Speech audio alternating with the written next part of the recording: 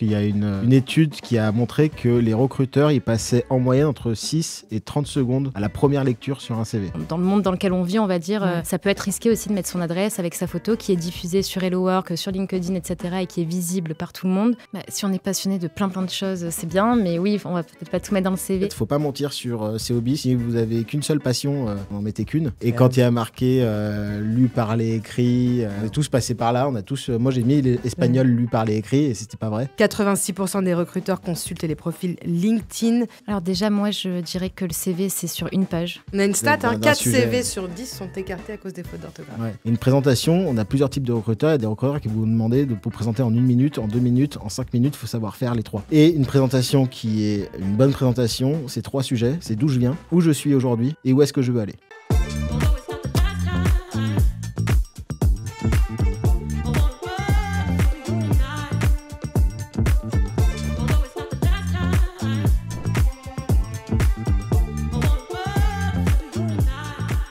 Bonjour et bienvenue dans La Bande Active, le podcast présenté par Les Belles Années. Le sujet du jour aujourd'hui, c'est les entretiens et les CV. Avec nous, 2 experts pour vous accompagner, pour bien préparer votre CV et encore mieux préparer votre entretien. Elisa, bienvenue. Bonjour Morgane, merci. Si je ne me trompe pas, donc tu es chargée de recrutement. Exactement. Très bien, donc on aura pas mal de questions à te poser sur qu'est-ce qu'il faut faire, qu'est-ce qu'il ne faut surtout pas faire. Et Maxime, bonjour, enchanté. Maxime Loressence, vous êtes directeur général délégué chez Valority. Exactement. Et on aura la chance aussi de vous poser des questions sur, j'imagine que vous avez fait beaucoup d'entretiens, vous avez vu beaucoup de CV, et donc on aura beaucoup de questions aussi. Effectivement. On a Qu'est-ce vu que beaucoup vous de retenez ? candidats, beaucoup de recrutements, notamment avec Elisa. Donc merci de nous recevoir et puis on est ravis d'être là. Très bien, nous aussi, on est toujours ravis d'avoir des experts avec nous pour donner un maximum de conseils à nos étudiants. Très bien. Alors, déjà, concrètement, qu'est-ce qu'on fait pour préparer une candidature ? Alors, la première chose à faire déjà, c'est son CV. Donc c'est déjà savoir ce qu'on veut faire. Ouais. C'est pas toujours la chose la plus simple quand on sort des études. Et donc il faut comprendre ce qu'on a envie de faire, savoir où est-ce qu'on veut postuler. Et en fonction de ça, il faut préparer son CV. Donc, avant de se mettre à aller chercher des offres un peu de partout, première étape, je me pose, je prépare mon dossier, CV, Exactement. lettre de motivation. Et ensuite, je postule. Et là, je vais me mettre à préparer mes entretiens. Donc, c'est très bien. Donc, on va parler un petit peu du CV. On va parler de tous les do's and don'ts, les red flags, comme disent tous nos jeunes. Donc, en gros, vraiment, c'est très important d'avoir votre retour sur vous en tant que recruteur. Qu'est-ce que vous attendez dans un CV ? Je vais avoir pas mal de questions, mais déjà, vous, comme ça, tout de suite, Elisa, qu'est-ce que tu regardes dans un CV ? Alors déjà, La première chose, là, comme ça. La première chose, ça va être la présentation globale, le visuel, la photo, la structure du CV. Et ensuite, dans un second temps, je dirais les passions, etc. Mais c'est vraiment la structure, les fautes d'orthographe qui sautent aux yeux, la photo, est-ce qu'elle est bien professionnelle ou est-ce qu'elle est sur un transat, voilà. Alors, on va reparler de la photo, et surtout des filtres qui sont utilisés sur les photos de CV. Oui, il y en a beaucoup. Vous appréciez ça, Maxime ? Non, pas vraiment. Très bien. Qu'est-ce que vous regardez, vous, en premier ? Alors, Pareil, sans avoir à lire le CV tout de suite, qu'est-ce que vous regardez en premier ? ouais, c'est une question intéressante parce qu'il y a une étude qui a montré que les recruteurs, ils passaient en moyenne entre 6 et 30 secondes à la première lecture sur un CV. D'accord, donc Ça c'est veut dire pas qu'il le temps faut- qu'on prend pour lire, par exemple, Exactement. le profil. Ça veut dire qu'il faut être impactant tout de suite. Moi, ce que je regarde en premier, c'est la photo. Je pense que c'est assez humain et que beaucoup de recruteurs le font. Il faut le dire, on va le dire parce qu'on va parler de la photo, je le Ouais. répète, où on explique que la photo n'est pas intéressante, n'est pas nécessaire sur le CV. Mais là, on a des professionnels quand même de métier, tout simplement, du métier. La photo est importante. La photo reste Exactement. importante. Ouais. La photo est importante, donc on reviendra dessus. Et sinon, en fait, l'humain, naturellement, va lire de gauche à droite et de haut en bas. Donc tout ce qu'il va y avoir en haut, à gauche du CV, va être la chose la plus importante, puisque c'est ce qu'on va regarder en premier. Donc là, en général, il y a l'état civil. Il va y avoir le titre du CV qui va être très haut, donc le poste que je recherche. Donc il faut qu'il soit bien entendu en corrélation avec le poste pour lequel j'ai postulé. Souvent, il y a un résumé et tout de suite, les dernières expériences. C'est pour ça que c'est important dans un CV de mettre les dernières expériences en haut. Parce qu'on voit quelquefois des CV qui ont un ordre chronologique inversé, donc toutes les premières expériences sont en haut, et ça, c'est déroutant parce que finalement, on a l'impression que le candidat, il n'a pas travaillé depuis 2015. Oui, et puis tu l'as dit, un recruteur passe en moyenne 6 à 30 secondes, donc Voilà. la première information que tu vas mettre va être la plus Donc ça va très vite, pertinente. donc c'est le titre, le résumé, la première expérience, la photo. C'est les choses les plus importantes. Et après, je rejoins ce que tu dis, Elisa, l'aspect général du CV, ça compte aussi, parce qu'il y a des CV, on connaît tous les modèles de CV Word, puisque en fait, parfois, quand on reçoit 100 CV, il y en a 20 qui sont sur le même template. Et l'aspect général, c'est assez subjectif, mais ça va compter quand même. D'accord. On l'a dit, première étape, préparer son CV.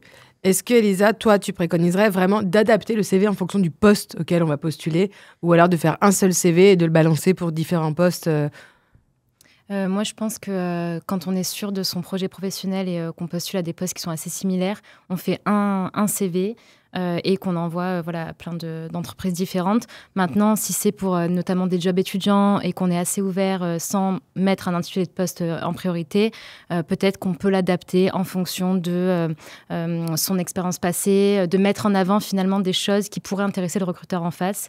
Donc, les deux se font. Mais je suis plus partante pour la première option, on va dire. D'accord. Donc, on sait qu'on a des informations qui vont être essentielles aussi dans le CV. Donc, on va avoir les informations de la personne, on va avoir les informations de son parcours universitaire, scolaire, peu importe. On va avoir aussi ses expériences professionnelles, ses hobbies, les langues parlées parfois, même les maîtrises, on voit souvent, maîtrise back-office, tout ce genre de choses, les maîtrises d'applications ou de logiciels. Maxime, qu'est-ce que votre société, vous regardez quoi en premier ? Ou toi, à titre personnel, qu'est-ce que tu vas regarder en premier quand tu vas voir un CV ? Sur quoi tu vas t'attarder ? Alors, pour le coup, ça dépend du poste pour lequel on recrute, puisque aujourd'hui, nous, dans le process de recrutement qu'on a, dans le groupe, on a une trentaine de postes ouverts sur différents métiers. Ça va du conseiller en gestion de patrimoine aux développeurs informatiques, aux stagiaires en résidence étudiante, responsables de résidence, etc., des gestionnaires immobiliers. Donc, on a tout type de postes. Et là, en fonction du poste, on ne va pas regarder exactement la même chose. Il y a des postes pour lesquels les études vont être très importantes, d'autres beaucoup moins. Il y a des postes pour lesquels l'expérience, ce qui s'est passé, va être très importante. Et après, il y a aussi le rapport qu'on a avec qui postule. C'est-à-dire que quand on a une personne qui sort d'études et donc on sait qu'il n'y a pas d'expérience, finalement, au-delà des stages et des alternances, etc., le reste du CV va être hyper important. Alors, pas d'expérience, oui et non. On a fait un podcast précédemment sur les jobs étudiants. Les jobs étudiants, c'est important de les mettre dans les CV ? Alors, quand on est étudiant et qu'on recherche son premier CDI, quand on vient d'être diplômé en l'occurrence, je pense que c'est vraiment important puisque ça peut mettre en avant certains traits de caractère, ou certaines qualités qui vont être nécessaires en fait pour le poste pour lequel on postule, même si on n'a pas d'expérience concrètement similaire sur un même intitulé de poste. Donc moi, je trouve que les jobs étudiants, c'est hyper intéressant. On voit s'il y a eu de la fidélité, puisqu'il y a souvent des jeunes qui retournent dans le même job saisonnier, par exemple, tous les ans, pendant toutes les études. On voit si c'est les week-ends, les soirs, et ça, je trouve que c'est hyper enrichissant pour l'étudiant. Et du coup, le recruteur va se dire, voilà, lui, c'est un travailleur, il en veut. Donc, ça va dépendre un petit peu l'âge de la personne et le profil, l'expérience. Mais voilà, c'est vrai qu'on entend souvent mettez vos expériences de job étudiante dans vos CV parce que ça montre quand même, on l'a dit, c'est la pièce d'identité. On avait une chargée de recrutement juste avant qui nous expliquait que le CV, c'était la pièce d'identité du candidat et que finalement, d'omettre, surtout pour des jeunes qui commencent à travailler, qui rentrent dans la vie active, de ne pas vouloir mettre qu'on a travaillé chez McDo ou à la caisse d'un supermarché parce que c'est pas le profil de rêve sur le CV, alors ils ne le mettent pas. J'ai l'impression quand même que c'est vraiment la tendance inverse, qu'on a tout intérêt à le mettre, ça montre une certaine résilience. Je rejoins ce que dit Elisa, c'est fondamental quand on sort d'un parcours d'études et qu'on va chercher son premier job, ou même qu'on postule pour une école, parce que quand on postule pour une école, un master, etc., on doit faire un CV, mais il faut absolument tout mettre. Il faut rien enlever.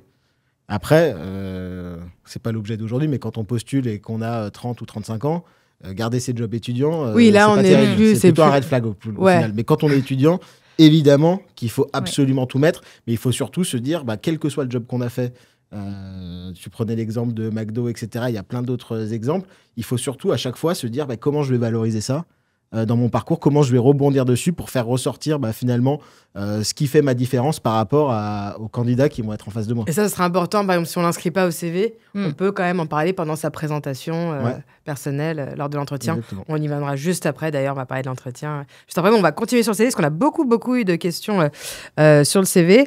On va aussi parler des informations personnelles, c'est-à-dire des coordonnées. Elles sont, j'ai envie de dire, classiquement, on les met, quoi. On met sa date de naissance, son adresse, son numéro de téléphone et son adresse mail, juste en dessous généralement de sa photo. Est-ce que c'est des informations qui sont importantes? Et à quoi, si elles sont importantes, à quoi il faut faire attention? Oui, alors je dirais qu'elles sont primordiales évidemment pour pouvoir contacter le candidat. Moi, parfois je reçois des CV où il manque l'adresse mail, le candidat ne répond pas. C'est problématique quand on va envoyer un mail derrière, pour être sûr d'être appelé. Donc surtout le numéro de téléphone et l'adresse mail obligatoire, je dirais. Après, l'adresse postale entière, sincèrement, moi personnellement, je ne la mettrai pas de manière globale, on va dire. Mettre la ville et un arrondissement quand on est dans une grande ville, oui. Comme ça, on sait par rapport au lieu du travail, etc. Il n'y a pas d'obligation à mettre son adresse précise postale sur son CV. Pas du tout. Et il peut y avoir des risques, effectivement, avec, dans le monde dans lequel on vit, on va dire. Ça peut être risqué aussi de mettre son adresse avec sa photo qui est diffusée sur Hello Work, sur LinkedIn, etc. et qui est visible par tout le monde. Moi, je mettrais plus la ville, effectivement. Alors, c'était justement ma question d'après, c'était on voit énormément de CV, surtout pour les alternances ou les stages, qui sont sur LinkedIn, en fait, qui sont pris en photo et qui sont publiés. Et parfois, on voit de très jeunes filles avec leur adresse postale juste en dessous de leur photo et on se dit... il faut quand même faire attention à ce qu'on publie parce que LinkedIn, même si c'est un réseau social professionnel, ça reste un réseau social. Donc, est-ce que vous conseillez, vous, de ne pas mettre l'adresse précise, mais quand même de mettre la ville, la commune ou l'arrondissement? Oui, parce que ça peut être un échange dès le premier appel téléphonique, on en parlera aussi après. Mais ça peut être un échange de savoir si la personne est bien véhiculée, combien de temps la personne va mettre, etc. sur le temps de trajet. Donc la ville, je pense qu'elle est importante par rapport au lieu de travail du recruteur. Très bien. J'ai une autre question aussi sur vraiment le contenu du CV. Et souvent, alors c'est plus dans les expériences, on l'a dit déjà, le plus intéressant, c'est pas de le mettre par ordre chronologique, mais surtout la dernière expérience d'abord, parce que c'est la première chose que le recruteur va lire. Qu'est-ce que vous pensez des années de césure ou années sabbatiques? Est-ce qu'il faut les mettre? Est-ce qu'il ne faut pas les mettre? Parce qu'on va s'interroger. Quand on voit un trou dans le CV, on va forcément s'interroger. Elisa, est-ce qu'il faut les mettre déjà? Alors, je pense qu'on a des avis partagés et je pense qu'il n'y a pas de bonne réponse. Moi, je pense qu'il faut le mettre parce qu'effectivement, ça peut rassurer un recruteur de voir qu'il n'y a pas un blanc où on se pose la question, en fait, et où on va forcément poser la question au candidat de savoir ce que la personne a fait, du coup, pendant cette année-là, admettons. Donc, moi, je le mettrais, surtout que quand on part à l'étranger ou qu'on fait une année de césure, projet humanitaire ou peu importe, ça apporte, un peu comme les jobs étudiants, d'autres connaissances, une découverte d'une culture, etc. Mais c'est sûr qu'il y a deux écoles et ça dépend des recruteurs qui vont lire le CV. Maxime, tu les regardes. Est-ce que tu préfères savoir ce qu'ils ont fait ou tu préfères ne pas savoir? Je pense qu'il ne faut pas mettre de blanc dans un CV, donc il faut mettre l'année de césure, mais il faut surtout bien se préparer. On a tous été étudiants. Oui. On sait ce que c'est que Erasmus. Oui, on va pas beaucoup à l'école. Et il y a beaucoup de personnes qui recrutent qui ont de forts préjugés sur ce que font les étudiants pendant cette année-là. Typiquement ce que je viens de faire, par exemple. Donc, ça veut dire quoi? Ça veut dire qu'il faut effectivement la mettre parce que, en fait, si on met pas son année de césure, on a un trou dans le CV. Soit ça met un trou et ça met... on va pas se poser les bonnes questions, en fait. Et le recruteur va se poser des questions qui seront peut-être pas les bonnes. Soit ça oblige à maquiller un petit peu le CV en allongeant la date de la dernière expérience d'avant, en s'adaptant un peu avec les dates pour réduire le trou. Donc, il faut la mettre, mais il faut bien se préparer à la valoriser, quoi. Oui, parce qu'une année de césure, quand on est parti à l'étranger en Erasmus, c'est une chose. Mais moi, je parle aussi, parfois, il ne s'est rien passé. Juste, il ne se passe absolument rien pour une courte période de temps, pour une longue période de temps.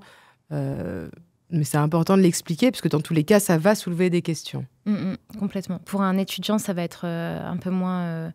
pas important, mais ça va peut-être moins arriver parce que s'il n'y a pas eu de job étudiant, il y a eu l'école et puis après, derrière, la recherche du premier CDI. Je pense qu'il faut être préparé en tout cas à l'expliquer en entretien puisque la question va forcément se poser s'il y a un blanc. En tout cas, le blanc, il peut être... il peut y avoir l'année de césure et je suis parti à l'étranger et je pense que ça...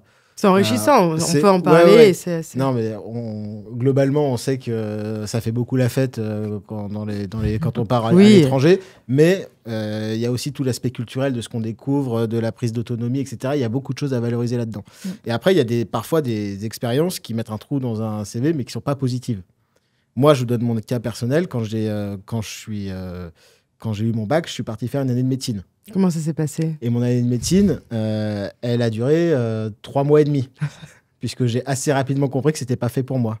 Et finalement, je me suis rendu compte, quand j'ai commencé à passer des entretiens d'école en 1 et en 2 de stage, d'embauche, etc., où forcément j'avais ce moment-là, puisque mon bac, il était en 2008, et après j'avais mon DUT GEA qui était avec 1 an de décalage, mais il fallait que j'explique. Et en fait, s'appuyer là-dessus, faire part d'un échec, l'expliquer et expliquer ce qu'on en a retiré, C'est beaucoup plus puissant que finalement, juste c'est l'omettre ou dire. extrêmement puissant, et je pense que c'est presque un point positif. Ouais, je vois ce que tu veux dire. Parce que moi, pour mon cas, c'était de dire que finalement, je me suis rendu compte assez rapidement que la médecine, c'était pas pour moi, que j'avais pas cette rigueur pour travailler, etc., puisque finalement, ça me correspondait pas, et que plutôt que de perdre 1 an, j'ai préféré perdre 3 mois et demi, prendre une décision.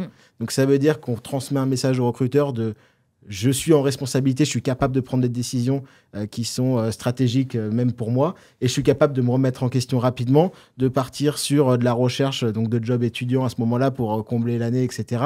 Et finalement, ça permet d'ouvrir des portes et d'ouvrir des débats avec les recruteurs qui font que mettre en avant celui qui finalement, comme moi, s'est mis sur les bancs de la fac et a rien foutu, et au bout de 3 mois s'est dit j'arrête, quoi.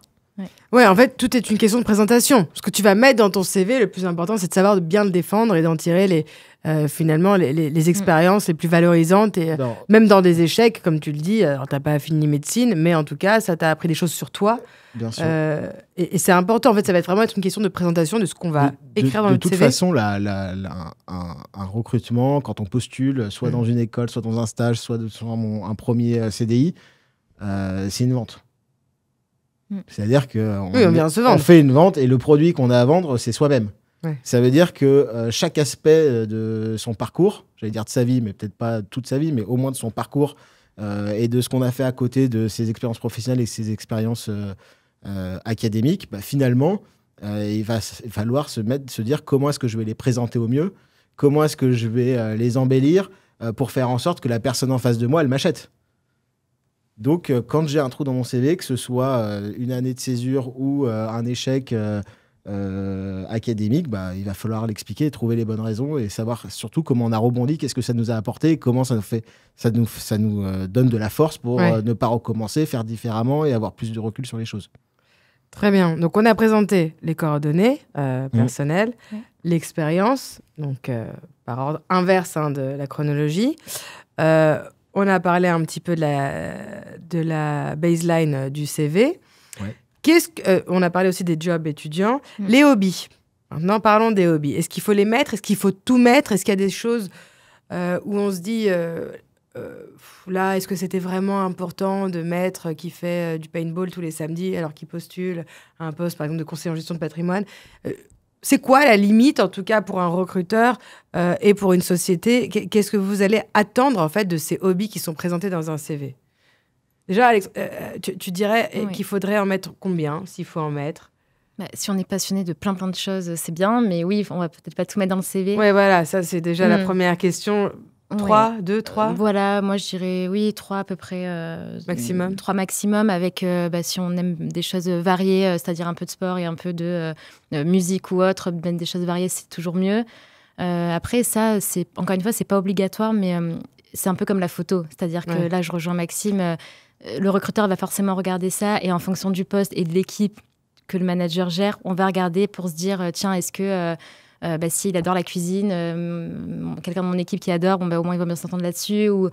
Donc je trouve que c'est hyper intéressant pour... Ça va mettre en avant aussi certaines qualités, peut-être qu'on ne voit pas dans les expériences. Surtout dans le sport, effectivement, je pense. Cet esprit un peu de compétition, tout ça, par exemple pour un commercial ou autre. Donc oui, il faut les mettre, mais voilà, pas que ça déborde pas non plus. Oui, pas tout et n'importe quoi. Bon, on a les basiques, lecture, cinéma, sport. Exactement, ça on le voit tout le temps. Systématiquement. Donc, course à pied de plus en plus, mais autant être un peu plus spécifique pour que ça ait une vraie valeur.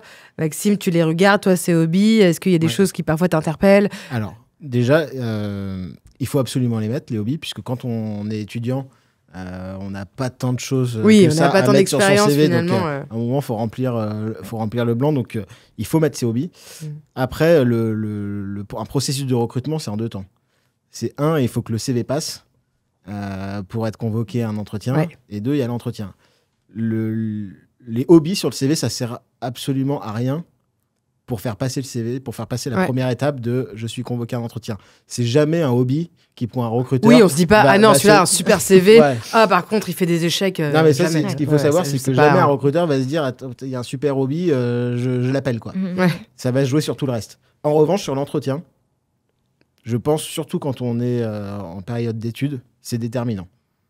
Il va y avoir des questions. Il va y avoir des questions. Donc, sur autant les bien hobbies. les préparer. Quoi. Si Donc vous ça- n'aimez pas la lecture et que vous mettez que votre hobby, Donc- c'est la lecture. Donc autant ça veut avoir dire deux, qu'il ne trois faut types pas de livres mentir. préparés. Ça veut dire qu'il ne faut pas mentir. Exactement. Moi, ça m'est arrivé plusieurs fois d'avoir des hobbies similaires à des candidats et commencer à en parler. Et finalement, on se rend compte que ce n'était pas le cas, quoi. Ouais. Donc il faut absolument les mettre. Il ne faut pas mentir sur ses hobbies. Si vous n'avez qu'une seule passion, n'en mettez qu'une. Ça ne sert à rien d'en mettre 40. Et comme sur le reste, c'est là-dessus que la différence va se faire, puisqu'aujourd'hui, globalement, je dis globalement, donc je prends quand même quelques guillemets, tout le monde a à peu près les mêmes diplômes, tout le monde fait à peu près les mêmes expériences, il y en a qui travaillent plus que d'autres, et c'est toujours un point positif quand j'ai fait beaucoup de jobs d'été, etc., quand je montre à un recruteur que je travaille beaucoup, mais globalement, la différence, elle va se faire sur tout le reste aussi. Et les hobbies, c'est aussi un élément où je me démarque, où je peux me démarquer, Ouais. qui est très important. Donc, il faut les mettre. Très bien. Donc, on a coordonnées personnelles, préférence, pas l'adresse précise, expérience avec chronologie inverse. Les hobbies, on limite à 3 maximum. Oui. Il faut être prêt à pouvoir répondre à des questions dessus. Ouais. Parlons des langues. Quand on en parle plusieurs, quand on postule à un poste où ça va être sollicité, je comprends que c'est nécessaire. Est-ce que c'est quand même important de le faire quand on sait que le poste va être 100% en français, par exemple, si on parle français, mais qu'on parle espagnol, japonais, italien, peu importe. Est-ce que c'est quand même important de le mettre ? Moi, je trouve que c'est toujours bien parce que ça montre des compétences en plus. Je trouve que c'est bien de le mettre. C'est bien. Oui. Je pense que je pourrais convaincre personne de ne pas le mettre. Ouais. Puisque quand on parle plusieurs langues sur un CV, on a forcément... C'est toujours un mettre. plus, hein, quand même si ça n'a rien à voir avec le poste. Globalement, quand on recrute en tant que recruteur pour un poste 100% français, moi, c'est pas un truc que je regarde, quoi. D'accord. Voilà. Au moins, ça mérite d'être Et fait. quand il y a marqué lu, parlé, écrit, on est tous passés par là. On a tous, moi, j'ai mis espagnol, lu, parlé, écrit, et c'était pas vrai. Soit je suis bilingue, soit on sait comment ça se passe, quoi. Donc voilà, moi, c'est pas quelque chose que je regarde si on recrute sur un poste où je suis sûr que la personne va parler que français. Très bien. J'ai une dernière question sur le contenu du CV. C'est quand on présente ses expériences, il faut en parler comment ? C'est-à-dire, est-ce qu'il faut mettre un pavé sous chaque expérience ? Est-ce qu'il faut juste mettre, par exemple, je sais pas, j'ai été chargée de recouvrement de 2013 à 2016, donc je mets juste la date. Est-ce que je mets quelques missions que j'ai faites ? Voilà. Est-ce que vous aimez, vous, avoir quand même un peu d'informations sur le poste en question, surtout quand le poste n'est pas celui pour lequel le candidat va postuler ? Est-ce que c'est important ou est-ce que justement, parfois, vous vous dites, ils en mettent trop, du coup, on a des CV sur 2-3 pages, parfois on voit ça. Hein. On a des personnes qui sont assez jeunes, qui vont avoir 20-25 ans et qui vont avoir des CV sur 2-3 pages. Est-ce que c'est plutôt un frein pour la lecture du CV ? Alors déjà, moi, je dirais que le CV, c'est sur une page. Qu'on ait 20 ans ou 55 ans, c'est peu sur importe une qu'on a page. fait de sa vie, il faut que ça tienne sur une Voilà, page. parce qu'un recruteur, il en lit des centaines par jour et il n'a pas le temps d'aller dans chaque CV, regarder tous les détails de chaque CV. Après, pour les expériences, moi, ce que j'aime bien, c'est le mois, l'année. Parce qu'on a souvent des personnes qui mettent que l'année, mais en fait, ils sont arrivés en décembre de Oui, ils ont l'année fait en cours. 2 mois, en fait. Exactement. Ouais, on voit ça. Et on a tendance à penser que c'est un an complet. Ouais. Donc, le mois, l'année. Et j'aime bien aussi le nom de l'entreprise avec, entre parenthèses, le secteur d'activité. Parce qu'on ne connaît pas toutes les entreprises. Et au moins, en l'occurrence, si la personne a travaillé dans l'immobilier, bon, ça va nous parler au niveau du nom.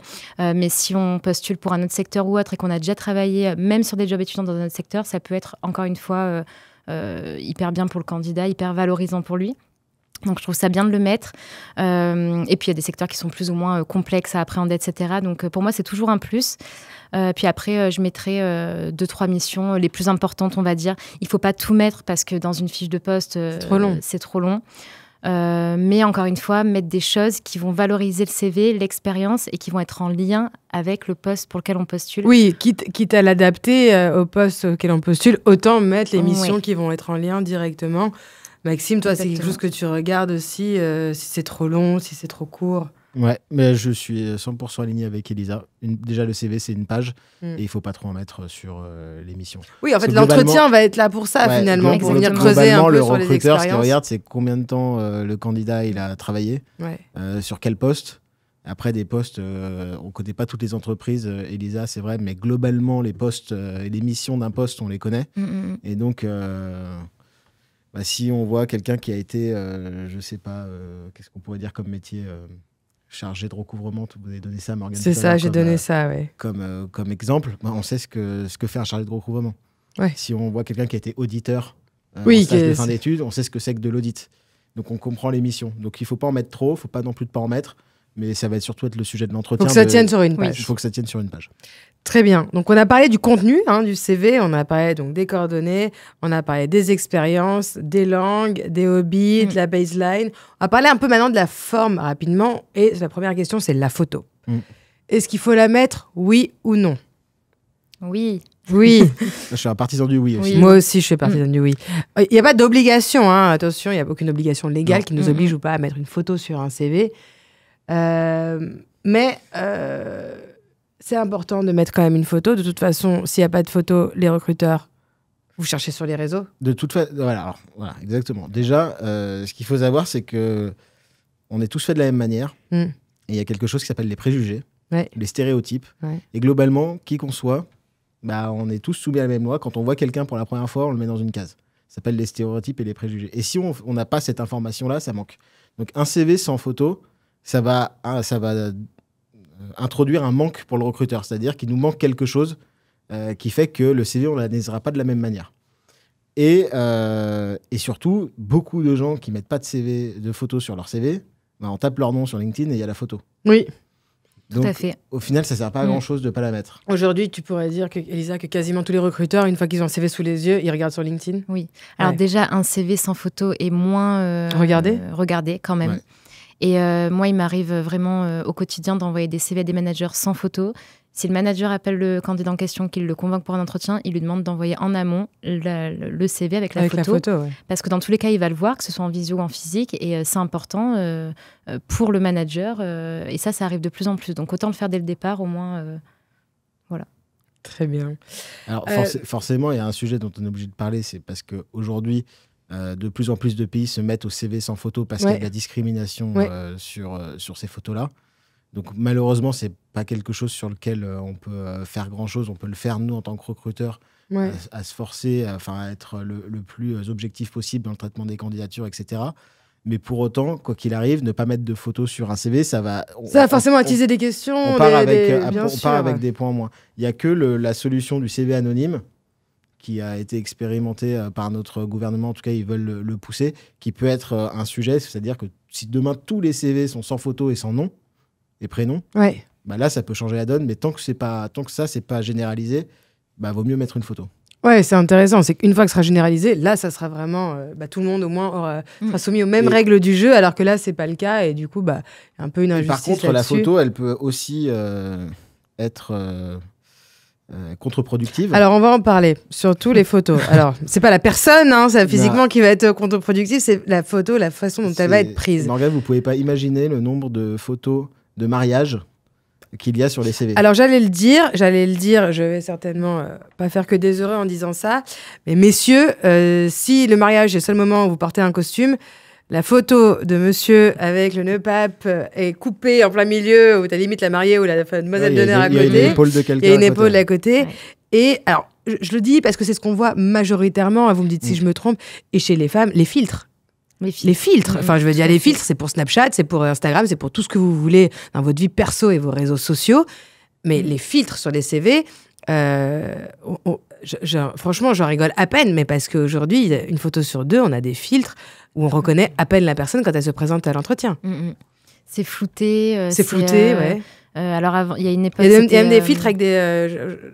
Non, avec j'ai des adoré. ailes, Elle avait une couronne de fleurs oui. qui volait comme ça dessus. Non, on voit de tout. Alors avant, c'était beaucoup les filtres Snapchat, effectivement. Mais là, maintenant, avec l'IA, on a aussi l'image de l'IA, mais ça se voit. Et c'est pas, il faut pas le faire parce que c'est comme un fond de voyage, ce que je disais tout à l'heure. C'est vraiment pas professionnel. Nous, on voit même des CV avec des lunettes. Enfin, vraiment, on voit tout. Ouais. Il faut pas le faire et le filtre se voit, même si c'est une toute petite retouche, ça se voit parce qu'on le sait et voilà. En fait, ça se voit tout de suite, ça saute aux yeux et ça, en fait, ça va finalement, ça va rendre le CV un peu moins professionnel, alors qu'on va potentiellement avoir un contenu hyper pro, hyper carré. Mais quand on se dit, on se dit c'est du gâchis. En fait, c'est quelque chose qu'il faut anticiper. Alors aujourd'hui, je pense qu'il y a des IA qui font quand même bien le job. Ouais. Vaut mieux faire de l'IA que faire un filtre Snapchat tête de chien. Vaut mieux prendre une photo de soi un peu classique. Mais on rigole, mais l'IA on a vu des choses terribles. Vous met un costume, etc. Mais en fait, je pense que c'est une question d'anticipation, puisque globalement, on est tous passés par là. On fait son CV, on a envie de l'envoyer, et puis au moment où on veut l'envoyer, on a fini, on se rend compte qu'on n'a pas de photo. Donc, il faut faire aussi attention aux selfies. Parce qu'une photo prise un peu d'en haut, etc., c'est pas, sur un CV, c'est pas génial. Donc il faut juste en fait anticiper et se dire si je fais un CV, si je vais postuler, il me faut une photo. Et alors il y a la solution photographe, mais il y a aussi la solution photomaton, où je suis devant mon ordinateur portable et je me prends une aujourd'hui, photo, on a les téléphones qui sont globalement font des belles photos. Il faut essayer de se mettre sur un fond blanc, demander à quelqu'un de nous prendre la photo, juste mettre un costume, même juste le haut. On n'a pas besoin du bas pour. On n'a pas besoin de voir en entier. Donc voilà, ou un tailleur pour les femmes d'ailleurs aussi. Puisque les tenues vestimentaires des femmes au travail. Moi aujourd'hui, je suis en costume, c'est facile pour moi. Il y a des entreprises où les hommes ne sont pas en costume, etc. Mais les femmes, globalement, un tailleur, ça fait pro. Ça dépend aussi d'où on postule. Mais voilà, en fait, c'est juste une question d'anticipation, la photo. Mais il faut la mettre, il faut bien la faire. Très bien. Et donc moi, juste pour le coup, une photo de mariage, parce que moi, c'est ce que je vois. On en voit beaucoup. On en voit vraiment beaucoup. Photo de mariage avec le nœud papillon et l'épaule de quelqu'un qui est coupé sur la photo. Pour moi, ça, c'est rédhibitoire. Très bien. Vraiment. Ça est pareil. Alors, on est super jaloux si vous avez vécu dans des endroits incroyables, paradisiaques. On n'a pas besoin de le voir sur votre CV. Et souvent, parfois, on va voir des gens assis sur une montagne avec un fond magnifique. Enfin, c'est pas une photo de CV, quoi. On postule pour un job. Ça dépend où. Oui, non, mais ça dépend. Si tu veux postuler pour... si je postule dans un magasin de sport, etc., pourquoi pas. En fait, ça dépend du sujet, mais globalement, pour 90% des cas, il faut une photo professionnelle, quoi. On est d'accord. Donc, sur la forme, on a parlé de la photo. C'est quelque chose qui retient... C'est la première chose que les recruteurs vont regarder sur le CV. Donc, c'est très, très important. Et vous l'avez entendu, certaines choses sont complètement rédhibitoires sur la photo. Qu'est-ce que vous pensez...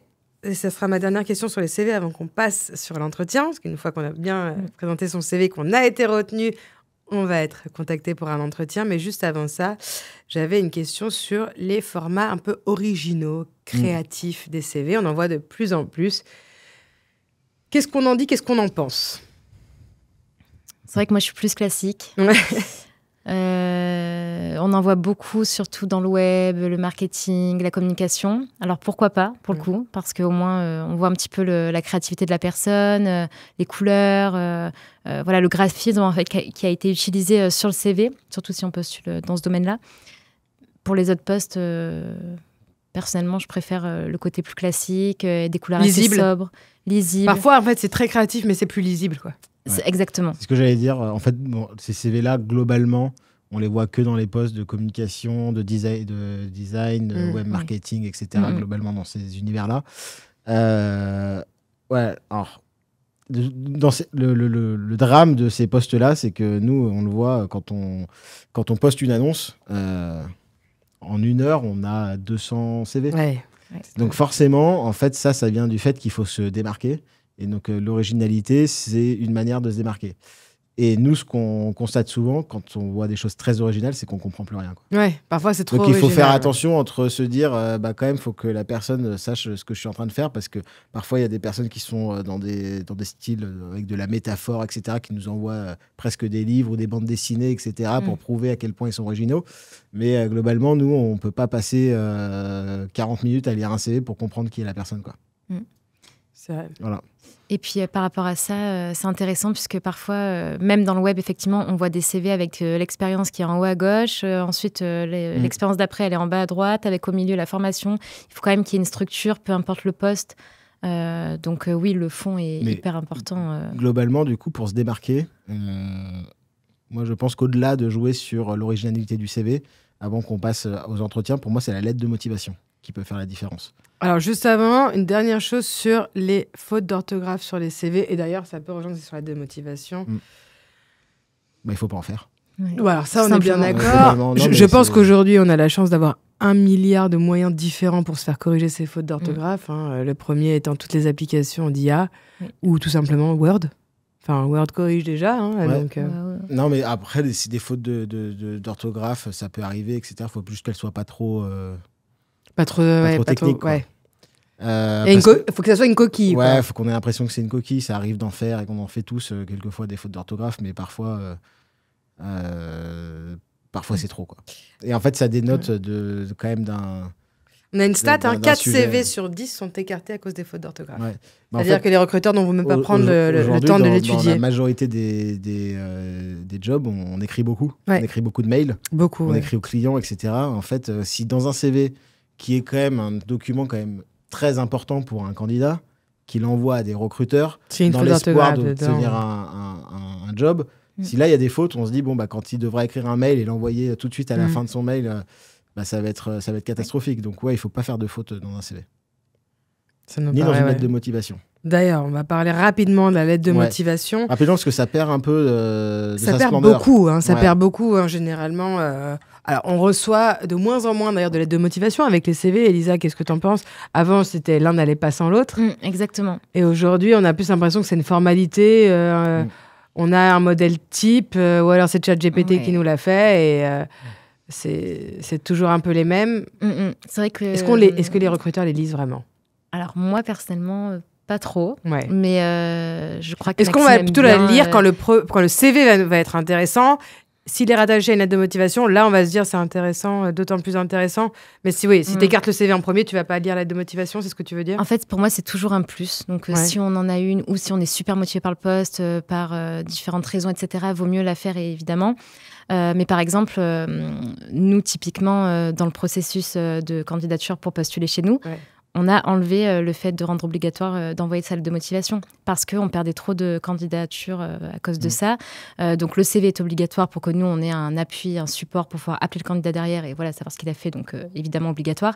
La lettre de motivation, non. Par contre, elle est facultative. On peut la mettre. C'est le cas dans plein d'entreprises. Aujourd'hui, c'est la majorité du temps, les entreprises font comme ça. Donc, il y a un petit peu des écoles sur ça. Oui, moi, j'ai l'impression qu'à chaque fois, ça commence de la même manière. Ou alors, si on en fait une, il faut vraiment se démarquer finalement.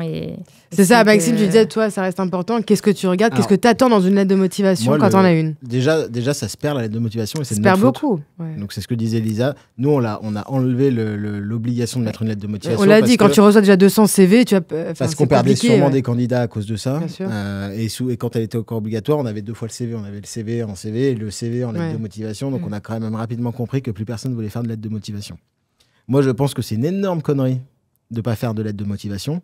Puisque quand on cherche un job, on est en compète avec beaucoup de personnes. Il faut mettre toutes les chances de son côté. Aujourd'hui, il n'y a pas beaucoup de postes ouverts. C'est dur pour un jeune qui sort de l'école de trouver un job. C'est dur de trouver un stage ou une alternance. C'est dur de rentrer dans une école parce que tout le monde a envie d'aller dans l'école. Parenthèse, là, on le voit, un Parcoursup, pour ceux qui passent leur bac, la lettre de motivation est obligatoire. Voilà. Et aujourd'hui, ne pas faire de lettre de motivation, mais c'est débile. Vraiment. Alors... Moi, on a moins de chance. Moi, je les lis, effectivement, je les lis pas toutes. Je les lis quand le CV commence à m'intéresser, etc. Mais je les lis très vite. Pourquoi ? Parce qu'elles sont toutes pareilles.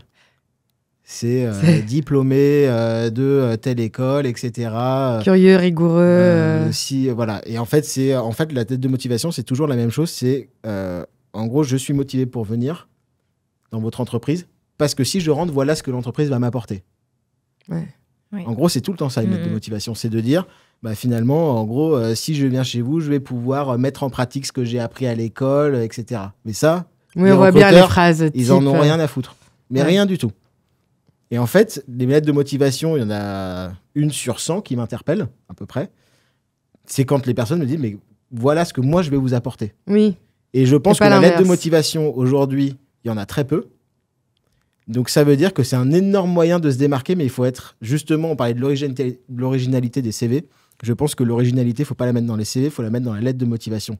Et dire concrètement, je sais qu'une lettre de motivation, déjà, il y a une chance sur deux que vous la lisiez. Mais si on écrit ça, c'est la première phrase de la lettre de motivation, c'est « Je sais qu'il y a une chance sur deux que vous lisiez cette lettre, mais si vous la lisez, voilà ce que j'ai à vous dire. Voilà pourquoi je suis le meilleur, voilà pourquoi je suis motivé, voilà pourquoi j'ai envie de rejoindre votre entreprise, et surtout, voilà ce que je vais vous apporter. Certes, j'ai pas d'expérience, certes, etc., mais je suis quelqu'un de comme ça, comme ça, comme ça. » Et en fait, quand on lit une lettre de motivation comme ça, bah en fait, ça rajoute 1000 points au CV. Donc, autant rester classique dans le CV, mais là, on peut être très original et très En créatif tout cas, sur sa lettre de si motivation. j'étais étudiant aujourd'hui, je passerais beaucoup de temps sur la lettre de motivation. Ouais. Pour les étudiants en droit, j'avais une amie, quand elle a postulé sur son candidature, sa lettre de motivation, c'était une plaidoirie. L'école s'en souvient encore. C'est une très, très bonne... Et ça, du coup, effectivement, l'originalité de la lettre de motivation a fait que son dossier est complètement ressorti par rapport aux autres dont on parlait. Toutes les lettres de motivation étaient absolument les mêmes, avec les mêmes paragraphes, Voilà. la même syntaxe. Donc on est d'accord que c'est pas sûr que les recruteurs la lisent. Non, mais par mais contre, qui peut le si plus elle que est le moins, originale, il faut la mettre. Exactement. J'ai fait mon CV, j'ai fait ma lettre de motivation, je l'ai envoyé, je suis convoquée à un entretien. Félicitations. Merci. Première étape, qu'est-ce que je fais? Ah, je me prépare. Je me prépare. Très bien. Et comment on se prépare à un entretien? Eh ben, un entretien, c'est quand même un gros moment. Hein. Déjà, quand on est, puisque là, on s'adresse aux étudiants. Quand on cherche un job de fin d'études, etc., on n'a pas fait tant que ça des entretiens. Non. Donc, on n'a pas une grande expérience des entretiens. Et finalement, c'est un peu comme dans tout. Moi, je prends souvent avec les gens qui viennent me voir pour se préparer à l'entretien, etc. Souvent, je leur demande dans quoi ils sont bons. Quand c'est des jeunes hommes de 20 ans, ils me disent que c'est FIFA. Et je leur demande combien d'heures ils ont passé à jouer aux jeux vidéo avant d'être bons. Et en fait, un entretien, c'est un peu la même chose. Si on s'entraîne pas, si on répète pas, mais pas une fois, deux fois, trois fois, si on répète pas 40, 50 fois les réponses aux questions qui vont être posées, ben on sera moins prêt que les autres. Alors, comment on prépare ça? Généralement, Elisa, les entretiens sont un peu tous structurés de la même façon. Tout à fait. Dans tous les cas, on s'attend à ce que le recruteur en face demande de se présenter. On s'attend à ce que le Première recruteur... étape, la présentation. Alors, généralement, c'est plutôt ça. Toute première étape, je dirais vraiment se renseigner sur l'entreprise, bien relire les missions de la fiche de poste, vraiment se préparer au recruteur qu'on va rencontrer aussi. Ouais. On peut aller voir sur LinkedIn depuis combien de temps il travaille dans l'entreprise, etc. Ça donne des indications aussi au candidat. Ça peut le rassurer ou pas. Ça peut amener des questions aussi, parce que chaque recruteur en fin d'entretien demande toujours si on a des questions. Eh bien, ça peut amener des questions sur les projets de l'entreprise ou voilà, l'historique, etc. Donc vraiment se préparer déjà sur l'entreprise, qu'on n'arrive pas les mains dans les poches et que voilà, on sache pas finalement, on se rappelle plus où est-ce qu'on a postulé ou ce qui va être demandé finalement. Ça paraît ça paraît être improbable, mais ça arrive. Improbable, mais moi j'ai un recrutement sur 5 qui me dit non, je connais pas l'entreprise. Est-ce que vous êtes allé sur le site? Non. Ouais. J'ai pas eu le temps. Déjà, tout de suite, du coup, vu que la personne a l'air moins intéressée par la société, nous, on a l'air moins intéressés aussi par le profil, non? Bah ça, c'est quand même... et vraiment, ça arrive plus que ce qu'on pense. Surtout quand on postule beaucoup. Forcément, quand on veut trouver quelque chose, on peut parfois postuler dans 20 entreprises différentes, finalement. Et en fait, l'entreprise avec laquelle on a postulé, on ne sait pas trop pourquoi. C'est elle qui nous appelle, on ne sait pas exactement qui c'est, et on y va. Mais il faut être prêt sur qui est l'entreprise. Aujourd'hui, en plus, globalement, on met le lien du site internet de l'entreprise dans ChatGPT. On dit présente-moi cette entreprise, fais-moi un résumé. On a des outils. Aujourd'hui, on a des moyens, des outils pour être quand même assez informé. Donc, non, il faut s'informer sur l'entreprise, évidemment. C'est primordial et ça refroidit vraiment un recruteur. C'est clair. Je peux comprendre. Première étape, la présentation. Alors, la présentation, c'est important parce que ça veut dire quoi? Souvent, on va arriver en entretien. Bonjour, je m'appelle Morgane Bentata, j'ai 34 ans et je fais ça. Bon, finalement, je n'ai absolument rien appris au recruteur qui a lu mon CV. Ouais. Qu'est-ce qu'on attend d'une présentation? Une bonne présentation. Tu l'as dit tout à l'heure, ça se répète. Ouais. Moi, quand j'ai démarré à m'entraîner aux entretiens, j'ai eu la chance de le faire avec le directeur commercial d'un groupe de gestion de patrimoine qui m'a surentraîné, notamment sur cette partie présentation, puisque finalement, J'y reviendrai, mais en gros, même si c'est pas la première, c'est vraiment la vraie première impression qu'on fait à un recruteur, parce que c'est la première fois qu'on prend la parole pendant plus de 30 secondes. Parce que, juste, on n'en a pas parlé, mais l'entretien, il commence pas à la présentation, il commence au moment où j'appuie sur l'interphone pour sonner, puisque nous, par exemple, on a un collaborateur qui est dans l'entreprise depuis plus de 30 ans, et nous, les candidats, quand ils arrivent chez nous, ils attendent toujours entre 5 et 10 minutes. Et à chaque fois qu'on a un candidat, quand on a fini l'entretien, moi, je vais débriefer avec notre collaborateur pour lui dire, pendant 5 et 10 minutes, qu'est-ce qu'il a fait? Il était comment? Parce que sur notre... là où on attend, il y a des plaquettes de l'entreprise. Est-ce qu'il s'est renseigné? Est-ce qu'il a été curieux? Comment il a dit bonjour? Comment il était quand il est arrivé? Donc l'entretien, il démarre au moment où on appuie sur l'interphone pour rentrer.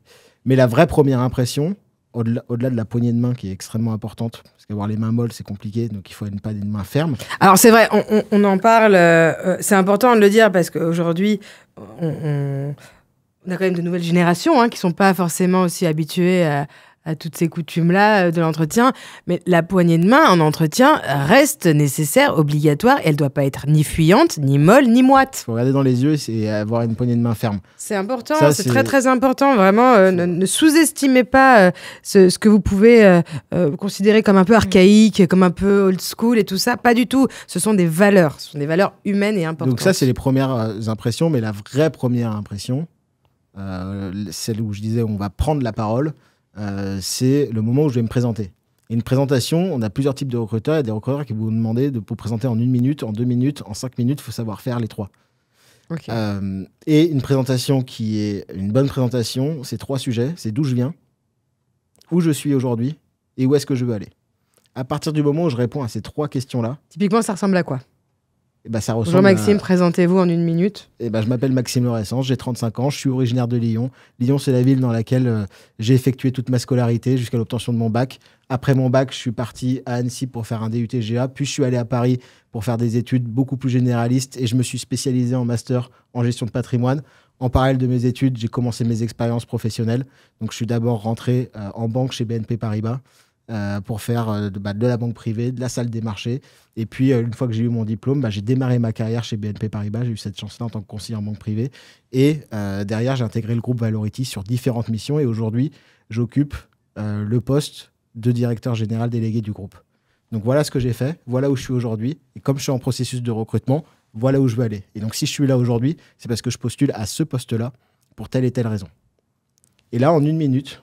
J'ai fait une présentation efficace. Donc, on est allé de tes 18 ans, enfin de ta naissance finalement, jusqu'à aujourd'hui. Voilà. En moins d'1 minute. En moins d'1 minute. En ayant l'information de tes études, d'où tu es originaire, de tes parcours professionnels, de tes stages. Et de mon parcours professionnel. Et on a mis moins d'1 minute, je pense. Il faut être capable de le faire en 2 minutes, en 3, en 5.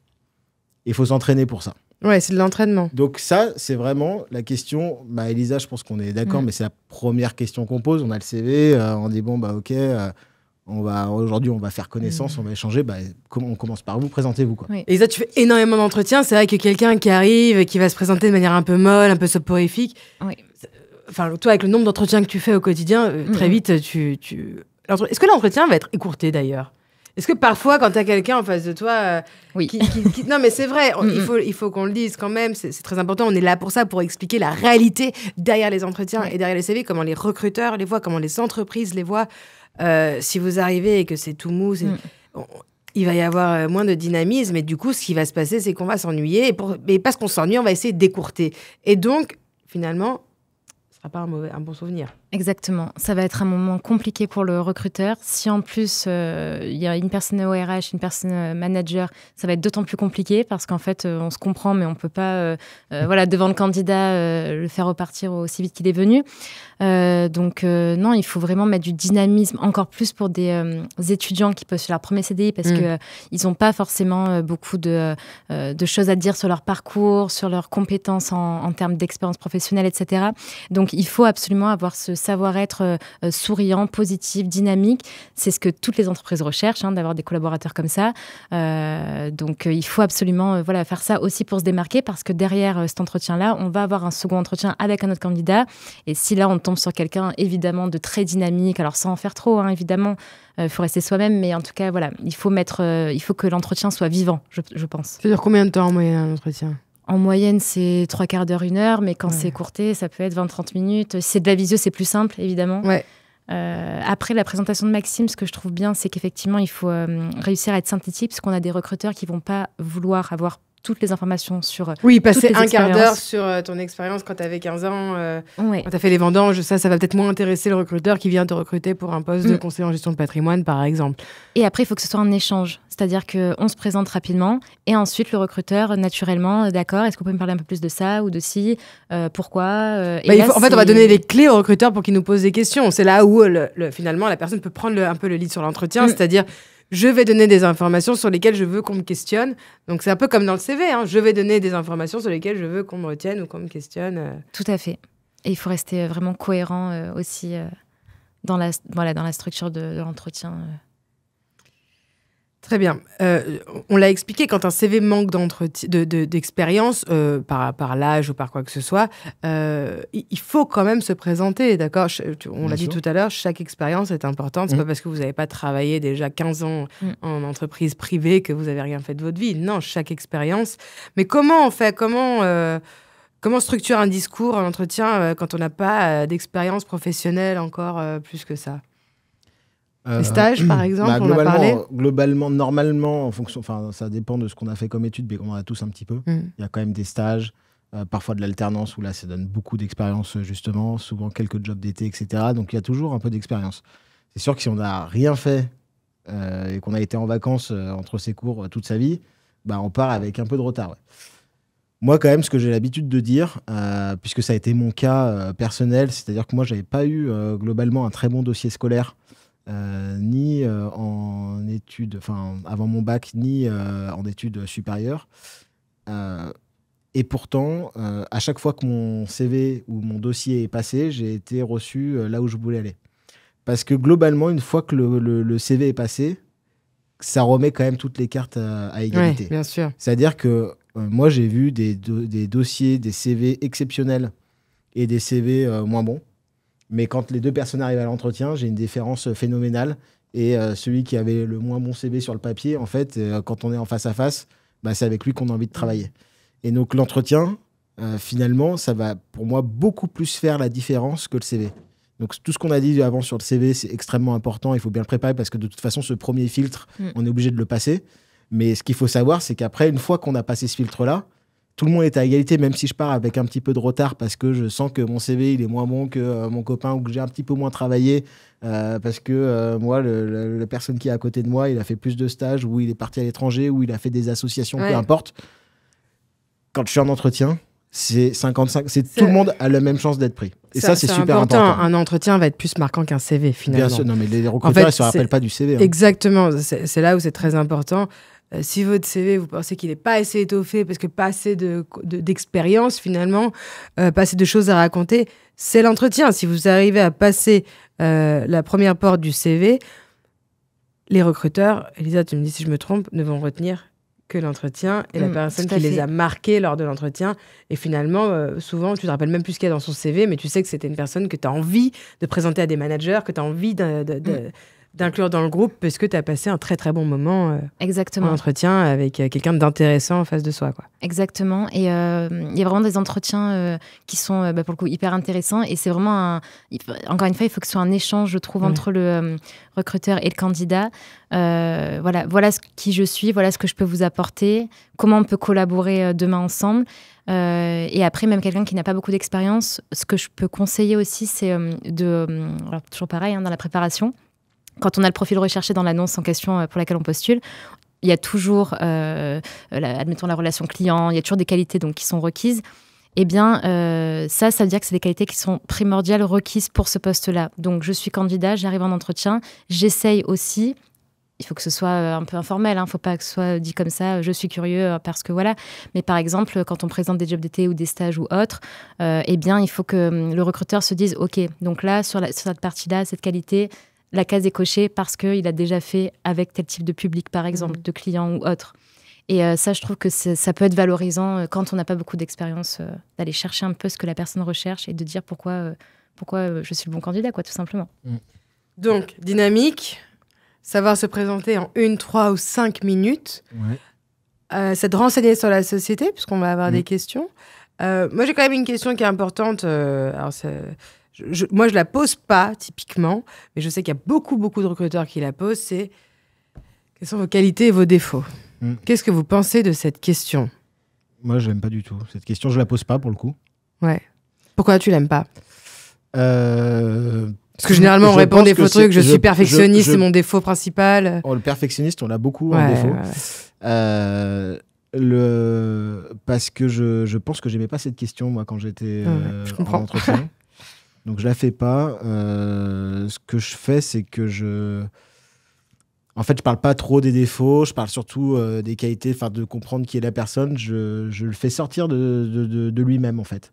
Au lieu de lui demander c'est quoi tes qualités, je lui demande si tes parents étaient à côté de toi, qu'est-ce qu'ils diraient de toi? Comment ils te décriraient?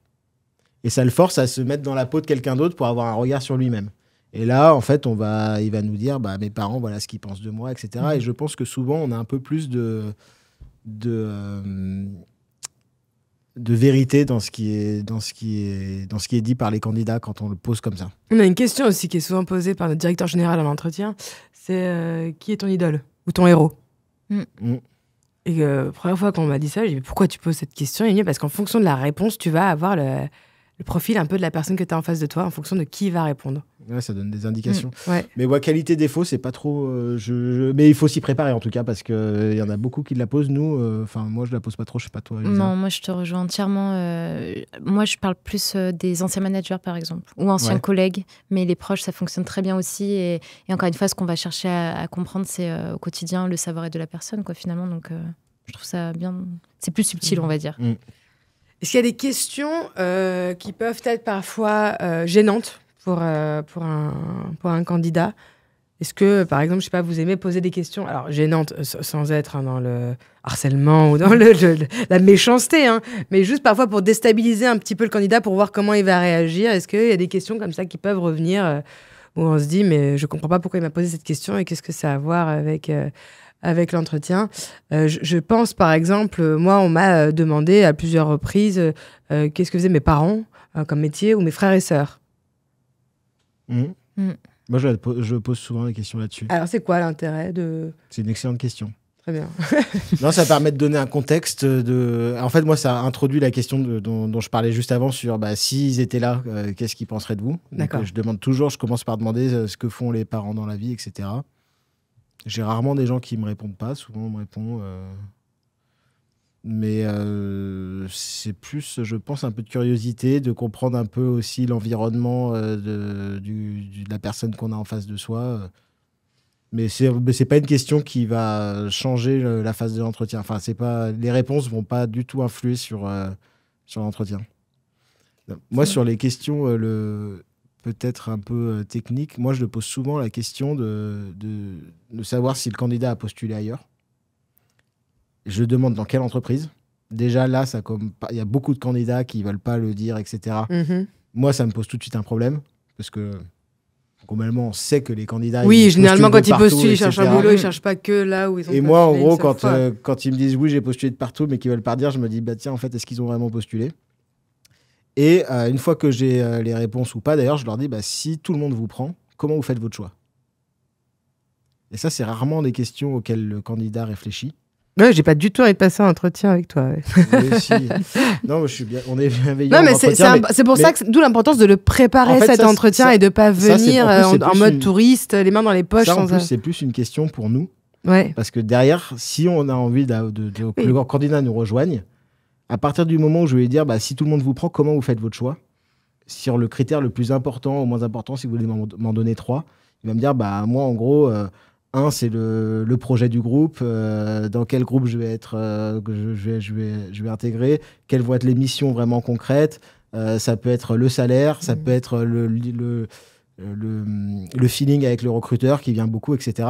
Et si j'ai vraiment envie que ce candidat nous rejoigne, parce que parfois, quand on a un bon candidat en face de nous, la vente, elle se renverse, c'est-à-dire que c'est plus à lui de se vendre, mais c'est à nous de le convaincre de venir. Et en fait, en fonction de ces réponses-là, je vais pouvoir appuyer un discours sur, s'il m'a dit le plus important c'est le projet du groupe, derrière je vais pouvoir refaire passer beaucoup de messages sur voilà le projet que nous on a, etc. Très bien. Ouais, c'est plus pour conforter un candidat. Mais les candidats sont peu préparés à cette question. Oui, oui, j'imagine. C'est quoi les critères qui vont me permettre de faire ma décision pour aller dans une entreprise. D'où l'importance, encore une fois, on le répète, de préparer un entretien. C'est comme préparer son CV, ça se prépare. On se prépare physiquement, on s'habille pour un entretien. On l'a répété, on le répète. On ne va pas au travail ou à un entretien comme on va faire des courses ou comme on va à l'école ou comme on va en cours de sport ou peu importe. Ça, c'est très, très important.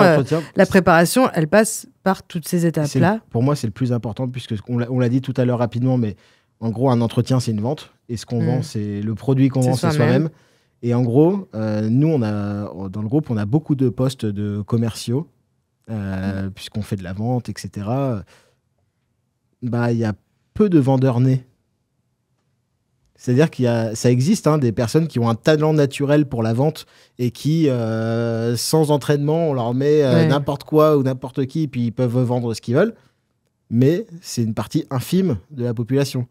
Le reste des personnes qui doivent vendre sont obligées de beaucoup se préparer et sont obligées de répéter, d'avoir des éléments de langage, un discours, d'être préparé à n'importe quelle question qui peut leur arriver pour que leur vente devienne efficace. Donc la préparation, franchement, c'est essentiel. Il faut répéter et surtout le répéter avec d'autres gens. Parce que pas tout seul. Répéter dans sa tête, c'est une chose.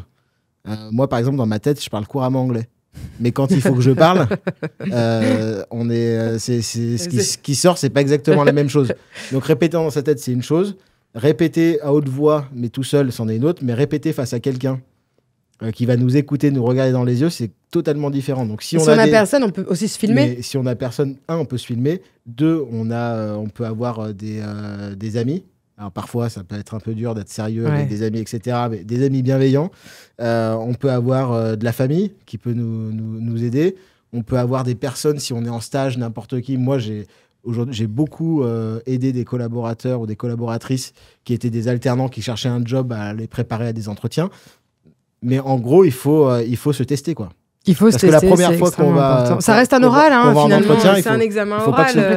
La première fois, quand on est en entretien, il ne faut pas que ça soit la première fois où on raconte son histoire, quoi. Ouais. Oui. En plus, on va parler de soi à un entretien. Donc forcément, on s'attend à ce que quand même... le recruteur s'attend à ce que ça soit assez fluide. Si tu viens pour parler de toi, mais que tu bégayes tous les 2 mots parce que tu ne sais pas comment le dire, ce que tu dois dire, tout de suite, déjà, on va se rendre compte que ce n'est pas préparé. C'est ça. Est-ce qu'on a des erreurs qui vont être plus flagrantes, par exemple, chez les jeunes, pendant les entretiens ? Type tenue vestimentaire, type, tic de langage, Est-ce qu'il y a des choses qu'on va voir un peu plus fréquemment Peut-être un manque d'assurance, effectivement, ou des choses incohérentes pour faire bien, entre guillemets, pendant l'entretien. Donc, soit des petits mensonges. Mais on s'en rend vite compte parce que, à travers d'autres questions, etc., finalement, on voit quand c'est pas crédible. Pour combler, on va aller inventer des petits mensonges, tout ça, en se disant c'est rien de grave, mais ça va venir aider. Non, c'est vrai, ne le faites pas. Les recruteurs s'en rendent compte tout de suite. Et surtout, ça peut être un vrai piège et vraiment déstabiliser lors de votre entretien si jamais on va vous poser une question sur un petit mensonge et vous n'êtes pas prêt pour la réponse. Ou alors de vouloir absolument mettre en avant une qualité qui est requise, mais du coup de ne pas pouvoir derrière le justifier. Je sais absolument faire ça. Ah bon ? Et dans quelle mesure voilà. Et bien là, il y a un petit blanc parce qu'en fait... C'est pas faire. Exactement. Tout à fait. Bien. J'ai une autre question aussi sur l'entretien, c'est est-ce qu'il faut aborder la rémunération et comment l'aborder ? Forcément, à un moment donné... on parle d'argent, non ? Personne ne travaille pour la gloire uniquement. Qui va arriver sur la table. Ouais. C'est une question délicate, surtout quand on va sur son premier job, etc. Donc, de toute façon, globalement, sur les annonces qu'on passe, il y a des fourchettes, très souvent. Soit le salaire auquel on va embaucher, soit des fourchettes. Donc, il faut se positionner dedans. Ce qui est compliqué, c'est qu'aujourd'hui, notamment avec les écoles de commerce,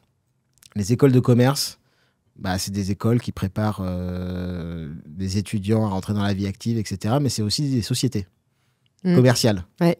Et en fait, leurs clients aux écoles de commerce, c'est les étudiants. Et donc, eux, ils doivent assurer un remplissage des chaises dans les salles de classe parce que c'est leur rentabilité, etc. Donc, ils doivent vendre un projet avec un rêve derrière. Et pour vendre des chaises, souvent, les écoles... et sur d'autres sujets aussi, mais elles mettent en avant voilà, le salaire que vous aurez en sortant d'ici, auquel vous allez pouvoir prétendre quand vous serez diplômé de notre école. Et en fait, ça, c'est pas vrai, quoi. Ah, c'est vraiment pas vrai. Ça, c'est important d'en parler. Il y a un gros décalage entre la réalité du marché et finalement ce qu'annoncent les écoles. Et il y a aussi un énorme décalage entre la réalité du marché et ce qu'on voit sur les réseaux sociaux.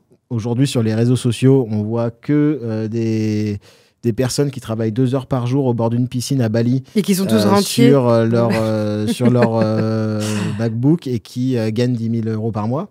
En fait, ça dévie un petit peu la réalité, et ce qui fait qu'on a un rapport avec cette rémunération qui peut être compliqué. Donc, aujourd'hui, en tout cas, les rémunérations en sortie d'école, c'est pas celle qu'annoncent les écoles. T'as beaucoup le cas, Hors Elisa. ingénieur, hors développeur Ouais. informatique, Ouais. ingénieur, métier très spécifique, Développeur, et ouais, scientifique. ouais.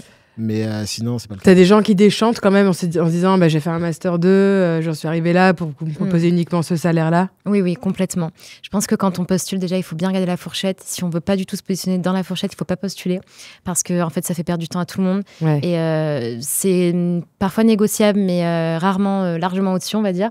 Donc voilà, déjà, il faut bien regarder la fourchette et postuler voilà, là où on serait d'accord, même sur de la fourchette haute, par exemple.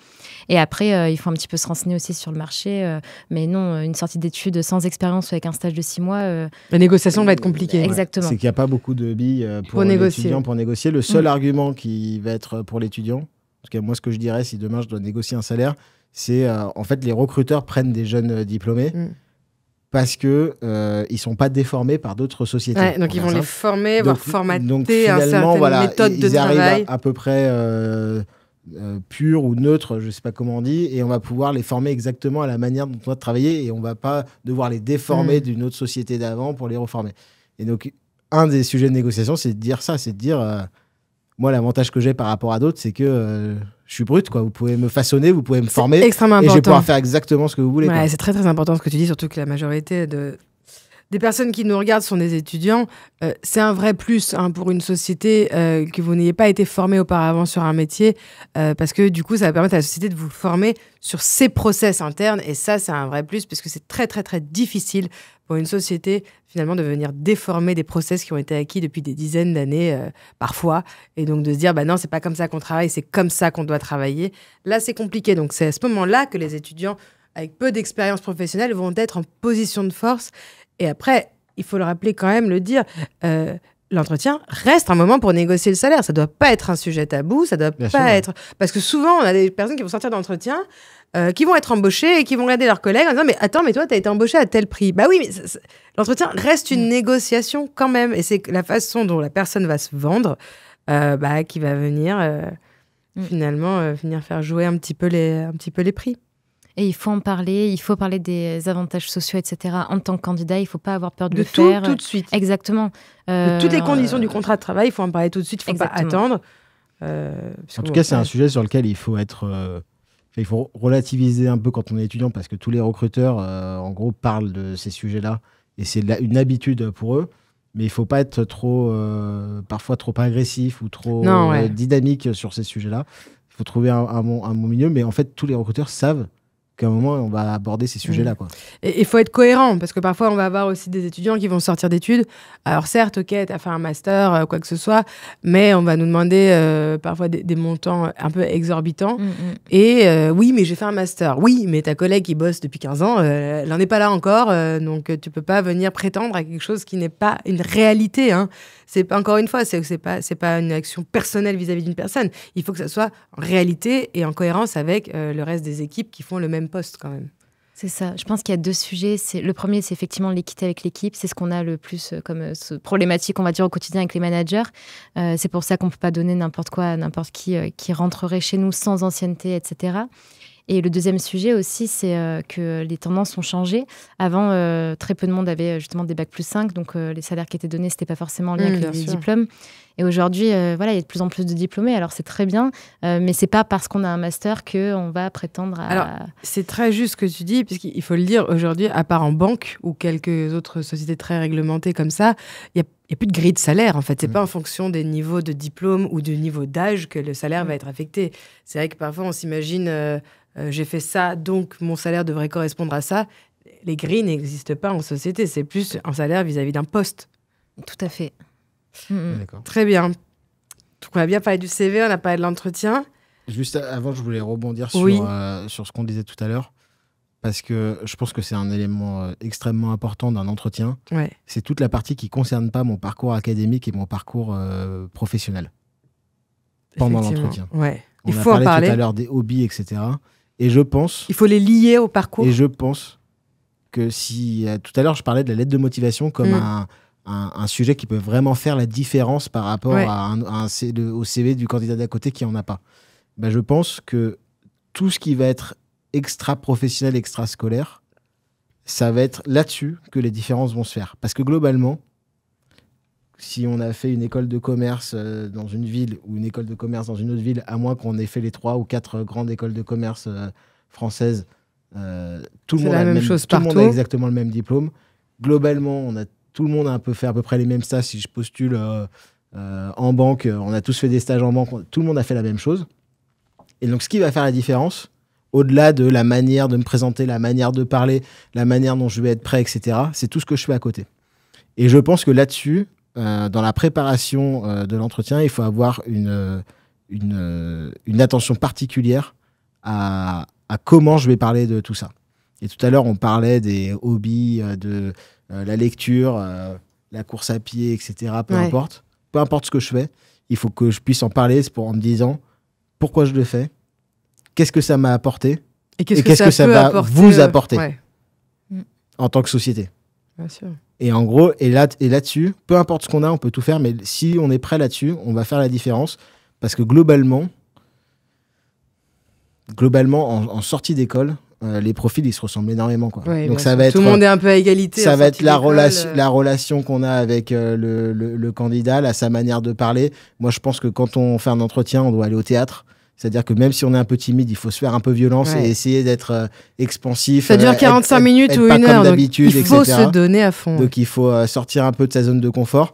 Et là-dessus, moi je vois souvent, et c'est l'exemple que je prends souvent, quand on reçoit des hommes, souvent, dans les hobbies, il y a marqué football. Donc ça, c'est super. Et c'est là qu'ils se sont tous fait les ligaments en quatrième. Voilà, tout le monde s'est fait les croisés et on n'a pas pu continuer sa carrière. Sa carrière football. On est tous passés par là. Le truc, c'est que, en gros, très peu en parlent, quoi. Ouais. Quand je leur dis, ok, vous êtes passionné par le foot, vous jouez, etc. Et ils me disent tous, oui, moi, j'ai joué de 6 ans jusqu'à 20 ans, etc. C'est ma passion. Et ça s'arrête là. Oui, il faut savoir en parler. Qu'est-ce que ça t'a apporté ? Est-ce que ça t'a apporté une certaine rigueur ? Et en fait, si on te dit, tiens, le foot, c'est ta passion, vous en faites, oui, moi j'ai joué de mes 6 ans à mes 20 ans. Ça a été une expérience formidable puisque c'est une aventure humaine avant tout. On est dans un vestiaire, il y a 20 joueurs, il y en a 11 qui sont sur le terrain. Il y a un groupe qui doit être en cohésion.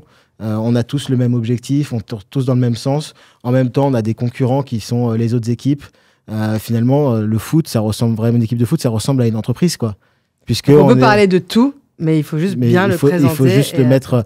Et dans une entreprise, tout le monde a des postes différents. Ça tombe bien dans une équipe de foot aussi. Et il faut savoir composer avec des individualités qui sont plus fortes que d'autres. Et voilà pourquoi j'ai aimé le foot pendant 15 ans, 20 ans que j'y ai joué. Et au-delà de ça, ça reste un sport qui a été ma passion. Et aujourd'hui, les valeurs que m'ont transmis le football, finalement, c'est ce qui m'a construit. Et c'est ce que demain, j'ai aussi envie d'apporter, cet esprit collectif, mais aussi cet esprit de compétition, puisque sur une équipe de 20 joueurs, il y en a 11 qui sont sur le terrain. Et donc, même au sein de l'équipe, il y a de la compétition. Mais voilà aujourd'hui comment ce que le foot m'a apporté. Et si quelqu'un me fait cette réponse-là, en gros, ceux qui m'ont fait la même réponse sur l'école et sur l'expérience professionnelle, celui qui m'a répondu comme ça sur le foot, il y a de fortes chances que ce soit lui qui soit pris, quoi. Oui, voilà, donc parler de foot, en fait, de son entretien, c'est pas connaître toutes les stats de Benzema ou de Jarqui ou de qui que ce soit, mais c'est plus de l'apporter de comment est-ce que ce que j'ai fait dans ma vie va contribuer ici au sein de votre société. Qu'est-ce que ça m'a apporté ? Qu'est-ce que ça a développé comme compétence ? L'esprit d'équipe, tu l'as dit, la cohésion. Et ça, c'est un sport gérer collectif. Des individualités différentes. Voilà. S'intégrer dans un groupe, écouter les autres. Il y a plein de choses. Et en fait, on peut dire tout et son contraire dans un entretien. Il faut juste être préparé. Parce que si j'ai fait un sport individuel, en gros, je ne peux plus dire tout ça. Non. Mais je peux dire d'autres choses. Je peux dire que le sport individuel, c'est génial parce que justement, ça me permet de compter... d'être en face de moi-même, et si je gagne, c'est grâce à moi. Si j'échoue, je me remets en question et j'ai pas envie de remettre la faute sur les autres. Et finalement, ça, c'est une de mes manières de fonctionner et de penser qui fait que je suis quelqu'un de responsable. Je peux me motiver seul. Enfin, voilà, il y a plein de choses à dire. Mais finalement, de voir qu'en fait, on peut parler de tout, mais de l'apporter de manière qui vient valoriser en fait, son parcours et son expérience. Il faut se vendre. Il faut se vendre. Il faut se vendre même une fois que la vente est terminée. À la fin de l'entretien. Alors ça se perd énormément. Mais quand même, aujourd'hui, on se le dit, quand on reçoit un mail de remerciement, merci de m'avoir reçu, cet échange, machin. Mais aujourd'hui, je vois des collaborateurs, moi, qui viennent se dire « Regarde, j'ai reçu un mail », tellement ça devient rare, alors qu'il y a encore quelques années, c'était quand même la norme d'envoyer un mail de remerciement après un entretien. T'en reçois beaucoup ? J'en reçois très peu. Très peu, et pourtant tu fais des entretiens toute la journée. C'est ça. J'en reçois très peu, et du coup, quand j'en reçois un, eh bien, le candidat se démarque forcément. Il se démarque tout de suite. Maxime, je crois que c'est le sujet aussi. C'est incompréhensible. Alors, soit les gens n'ont pas envie de venir travailler chez nous quand ils nous ont vu, ce qui est possible, mais globalement, on en reçoit très très peu, et c'est incompréhensible. Donc, quand je sors d'un entretien, je fais un mail, je remercie du temps qui m'a été accordé pour l'entretien, et je réexplique pourquoi je suis ultra motivé pour rentrer dans cette société. Et d'ailleurs, ça, on peut aussi le faire à la fin de l'entretien, avant de partir. Quand on nous demande si on a des questions on en a ou on n'en a pas, peu importe. Mais quand on dit, si on nous demande, tiens, est-ce que vous avez des questions ? Non, et en revanche, j'ai quelque chose à ajouter et expliquer en quoi, finalement, avant de vous rencontrer, j'étais convaincu que je voulais travailler ici, mais avec l'échange qu'on vient d'avoir, ça s'est décuplé. J'ai vraiment envie de travailler chez vous et voilà ce que je peux vous apporter. Et je suis ultra motivé. J'espère que je vous ai fait passer les bons messages aujourd'hui. Si vous n'avez pas compris ma motivation, je suis disponible pour continuer l'entretien ou en programmer un nouveau. Si je sors comme ça d'entretien, je ne fais pas la même impression. Donc ça, on peut le faire en fin d'entretien, mais il faut surtout le faire après dans un mail pour expliquer pourquoi je suis là, comment je me tiens à votre disposition pour un nouvel échange avec vous, avec un autre interlocuteur. C'est tellement rare aujourd'hui que c'est vrai que ça devient des éléments hyper marquants sur un profil ou une candidature. Ouais. C'est hyper rare et c'est hyper intéressant de le faire aussi à la fin de l'entretien, justement, parce que ça, pareil, ça n'arrive jamais. Et on a très souvent, d'ailleurs, des fins d'entretien en demandant s'ils ont des questions et où ils n'en ont pas du tout. Donc voilà, ça peut être aussi un peu frustrant, un manque de curiosité ou autre pour le recruteur. Et il faut être audacieux, puisqu'encore une fois, on est là pour se vendre. Il faut vous mettre dans la tête que derrière, on peut comparer en tant que recruteur avec plein d'autres personnes qui auront peut-être beaucoup plus d'expérience, etc. Donc voilà, il faut vraiment se démarquer. Et ça, c'est un bon moyen, effectivement. Donc CV, finalement, la forme... Compte autant que le fond. Exactement. L'entretien, une bonne préparation physique, mais surtout de son discours, de sa présentation, donc savoir se présenter en 1, 3 ou 5 minutes. Au-delà, généralement, on vous demande rarement de vous présenter au-delà de 5 minutes.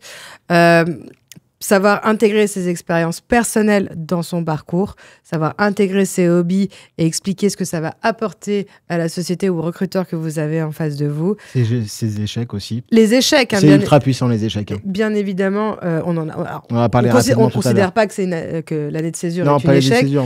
Est un échec, pardon. Mais effectivement, en fait, savoir rebondir, c'est quand même beaucoup plus puissant que de se dire quelqu'un qui a juste eu un parcours parfait, quelqu'un qui a un parcours parfait, mais avec une petite faille, mais il a su rebondir. On sait que la personne est déjà beaucoup plus... Enfin, elle va être très résiliente. Et du coup, c'est vrai qu'il faut en parler. Il faut pas... C'est pas un tabou, il faut le dire. Et c'est ultra puissant. Et surtout, c'est puissant. Parce que pour vendre, il faut créer de l'émotion. Et les échecs, ça crée de l'émotion à tous les coups. Donc, je l'aurais pas mieux dit. Très bien. Et à la fin, remercier. Il faut bien prendre des notes aussi. On n'en a pas parlé. Ouais. C'est vrai, on n'en a pas parlé. On va quand même faire une petite parenthèse là-dessus. Ne venez pas en entretien les mains vides. Exactement. Dans les poches, c'est professionnel, son CV, même si le recruteur en face là et qu'il ne va pas l'utiliser, un carnet ou des notes, pouvoir noter des chiffres clés que le recruteur va évoquer. Le recruteur en face, que ce soit le RH ou le manager, va forcément représenter la société, le groupe, les projets, etc. Donc il faut absolument montrer aussi votre intérêt pendant qu'il parle, tout simplement. Je crois qu'il y a un truc extrêmement simple pour comprendre l'importance de prendre des notes. Parce qu'on a tous déjà vécu cette situation d'être au restaurant. On est un groupe de 6. Et il y a un serveur qui vient, qui prend la commande et qui n'a rien noté. Toute la table est en stress. Ça dépend du restaurant et de l'expérience du serveur déjà. Globalement, tout le monde est en stress. Tout le monde se dit ça va être où l'erreur, qu'est-ce qui va se passer, etc. Pourquoi ? Parce que ça crée de l'insécurité. Le recruteur, quand il va présenter l'entreprise, etc., et qu'il voit quelqu'un qui prend pas de notes, la première chose qu'il se dit, c'est il va se rappeler de même pas la moitié de ce que j'ai dit. Exactement, ou ça l'intéresse pas. Ou ça l'intéresse pas, mais il va, du coup, il y a quelque chose qui se passe qui est pas bon. Ouais. Donc les notes, c'est important. Très bien. Et c'est peut-être aussi le moment d'imprimer, tu as dit, Elisa, de venir avec le CV. Ouais. C'est aussi le moment de venir avec sa lettre de motivation. Comme ça, si le recruteur ne l'a pas lu, on peut la laisser. Peut-être que là, il aura des chances de la lire. Je rappelle que l'entretien est beaucoup plus marquant que le CV. Hein, d'accord, le CV, c'est une première étape, mais le recruteur va s'arrêter à l'entretien et va se souvenir de vous en fonction de l'entretien. Maxime, merci beaucoup d'avoir été avec nous aujourd'hui. Avec plaisir, merci. Elisa également, c'était un plaisir de te recevoir. Merci. Je vous rappelle 3 chiffres importants quand même. 86% des recruteurs consultent les profils LinkedIn. Si vous n'avez pas votre photo dessus, de toute façon, on ira. Beaucoup de recruteurs consultent aussi les réseaux sociaux, donc réfléchissez bien si vous êtes en profil ouvert. 4 CV sur 10 sont écartés à cause des fautes d'orthographe. Ce sont des chiffres très très importants. Et en moyenne, un recruteur passe entre 6 et 30 secondes sur un CV. Donc soyez marquants, mais pas trop originaux ni trop créatifs. C'était donc la bande active pour les belles années. Merci beaucoup.